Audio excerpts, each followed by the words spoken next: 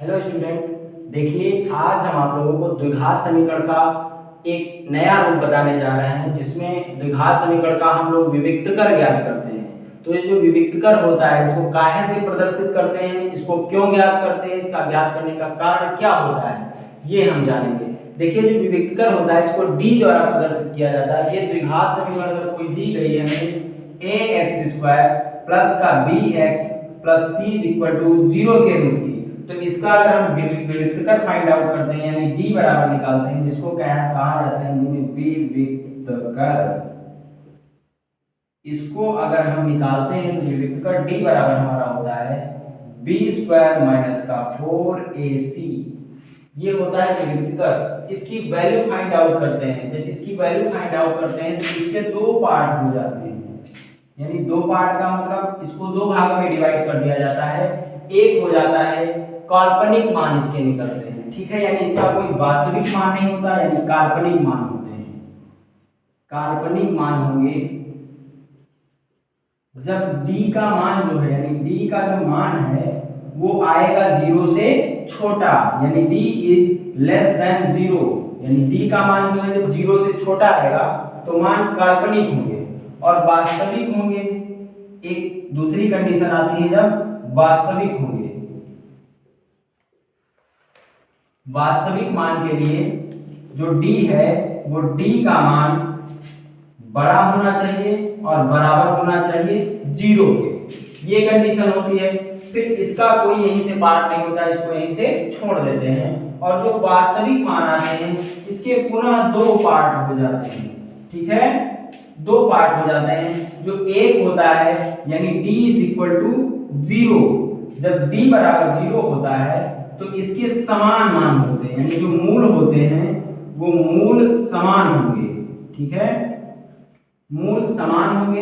एक आता है जब d का मान छोटा, यानी जो कहा गया है जो d का मान वो बड़ा होता है 0 से, यानी d इज ग्रेटर देन 0, ठीक है, d का मान बड़ा है 0 से, तब मूल कैसे होंगे, मूल काल्पनिक होंगे, वो सॉरी मूल वास्तविक होंगे। वास्तविक और भिन्न होंगे, वास्तविक कामा भिन्न होंगे। फिर इसके दो पार्ट हो जाते हैं, पुनः इसके दो पार्ट जब हम करते हैं तो ये हो जाते हैं। जो पहला होता है यानी जब d क्या होगा, पूर्ण वर्ग होगा, जब d पूर्ण वर्ग होगा, तो जब d पूर्ण वर्ग होगा तो मान जो है वो परिमेय आएंगे, ठीक है, जो d पूर्ण वर्ग होगा तो मान जो हमको मिलेंगे वो परिमेय मान मिलेंगे, ठीक है, यानी संख्याओं के रूप में मिलेंगे 1 2 3 4 के रूप में। और जब d d का मान जो है वो पूर्ण वर्ग नहीं होगा, यानी d का मान पूर्ण वर्ग नहीं है,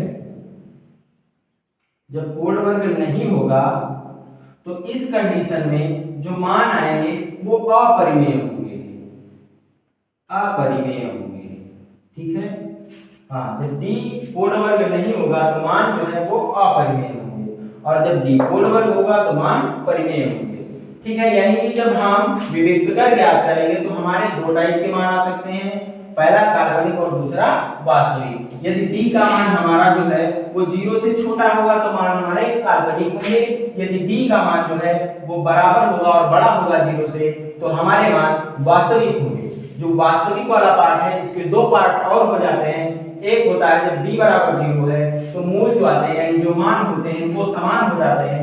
दूसरा जब d का मान बड़ा होता है 0 से तो जो मूल या मान आते हैं वो वास्तविक होते हैं किंतु भिन्न भिन्न हो जाते हैं। इसके पुनः दो पार्ट हो जाते हैं, यानी जब d का मान पूर्ण वर्ग होता है तो हमें परिमेय के रूप में मान प्राप्त होता है और जब d पूर्ण वर्ग नहीं होता है तो जब हमें मान प्राप्त होता है तो अपरिमेय संख्या के रूप में प्राप्त होता है। अपरिमेय का मतलब रूट में कुछ आएगा और उसके बटे में कुछ होगा, यानी ये वाले मान हमको प्राप्त होते हैं। Thank you. देखिए अब इस पर आधारित हम दो उदाहरण बताने जा रहे हैं। उन उदाहरणों में से आप समझ जाएंगे कि जो मैंने बताया है वो कैसे फाइंड आउट करना है। यानी पहला वाला उदाहरण है, हम इसकी तुलना करेंगे ax square plus bx plus c बराबर 0 से, यानी जो द्विघात समीकरण का मूल रूप होता है हम उससे तुलना करते हुए दी गई समीकरण का, यानी ax स्क्वायर प्लस का bx प्लस c बराबर 0 से हम क्या करते हैं, तुलना करते हैं, तो a बराबर हमको प्राप्त हो जाता है 2, b बराबर हमको 1 और c बराबर -1। यानी अब हम क्या करेंगे, d बराबर निकालेंगे, विविक्त कर जो d होता है उसका मान क्या होता है, b स्क्वायर -4ac होता है विविक्त कर का मान। अब इसको हम फाइंड आउट करने के लिए इसमें मान डालेंगे, b का मान हमारा 1 है, यानी 1 का स्क्वायर -4 इंटू a का मान हमारा 2 है और c का मान गुणे में हमारा -1 है, यानी 1 हो जाएगा माइनस का हमारा ये हो जाएगा 4 दूनी 8 है कम 8, माइनस की बजाय प्लस हो जाएगा, 8 और 1 9 हो जाएगा, यानी जो d आया हमारा वो बराबर किसके है, 9 के, यानी d बराबर 9 के। इसको हम क्या लिख सकते हैं, d is greater than and equal to 0, यानी जो d का मान है वो बराबर है और बड़ा है 0 से। इससे हम देख करके ये कह सकते हैं कि जब d बराबर हो और बड़ा हो 0 से तो इसके मान भिन्न होंगे और कैसे होंगे, वास्तविक मान होंगे, वास्तविक और भिन्न होंगे। ठीक है, इतना कह सकते हैं। इस वाले सवाल को देखिए, इसकी भी तुलना हम ax स्क्वायर प्लस के bx प्लस c बराबर 0 से करेंगे। जब इससे तुलना करेंगे तो हमारा a बराबर आ जाएगा 2, b बराबर आ जाएगा हमारा -4 और c बराबर आ जाएगा 3। इतना करने के बाद हम d निकालेंगे, d बराबर होता है b स्क्वायर -4ac, यानी b का मान डालेंगे -4 का होल स्क्वायर और -4 इंटू a का मान 2 और इंटू c का मान 3, ये हो जाएगा 4 चौक 16 और -4 दूनी 8 त्रिक 24, यानी ये 16 में से 24 हम घटाएंगे तो इसमें से तो ये घटेगा नहीं, यानी 24 में से ही हम 16 निकाल सकते हैं, तो बचेगा हमारा 8, वो भी माइनस का, यानी d बराबर हमारा आ गया -8। और जब हमें -8 प्राप्त हुआ तो हम इसको कह सकते हैं कि जो d है हमारा वो लेस देन है 0 से। ठीक है, या ना तो 0 के बराबर है और ना 0 से बड़ा है, यानी ये क्या है, 0 से छोटा है।